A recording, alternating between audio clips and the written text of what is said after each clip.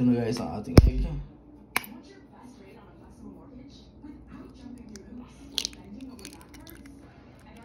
Oh nice guys, dalawa talaga. Ito nyo guys, oh, dalawa yan, walang kataya-daya. So dalawa siya makadikit. Posible kaya na pag napisa yung itlog na to ay pero guys na mabubuo na conjoin o kambal na sisiw. Kasi guys pagkadikit pala siya, oh. Grabe guys, oh.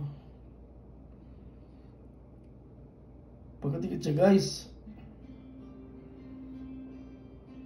Oh, dalawa. Guys, ano guys your opinion? What's your opinion about one egg has two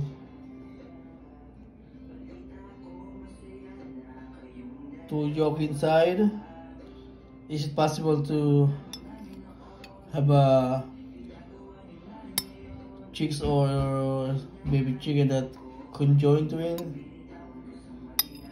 Guys, just write your comment. Kasi guys, sobrang na-curious lang talaga ako. Parang it's hard to explain guys.